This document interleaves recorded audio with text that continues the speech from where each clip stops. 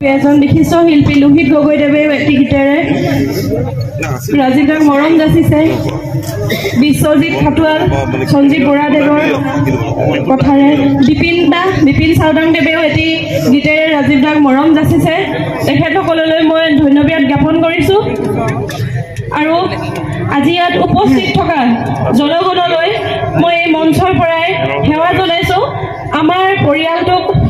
আমাৰ পৰিয়ালটোৰ ফালৰ পৰা আপোনালোকক আপ্যায়ন কৰোঁতে যদি কিবা কোনোবাখিনিত ভুল ত্ৰুটি ৰৈ গৈছে আপোনালোকে নিজ গুণে সেৱা কৰিব আৰু আমাক আশীৰ্বাদ কৰিব।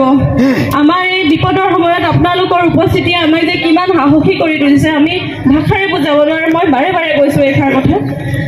আৰু আমাৰ পৰিয়ালটোক আপোনালোকে আশীৰ্বাদ কৰিব, ল'ৰাটোকো আশীৰ্বাদ কৰিব। ময়ো যাতে সাহসেৰে মূৰ তুলি থিয় হৈ থাকিব পাৰোঁ তাৰ বাবে আশীৰ্বাদ কৰিব।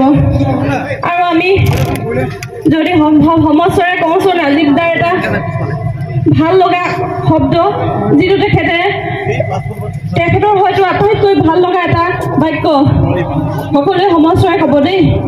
জয়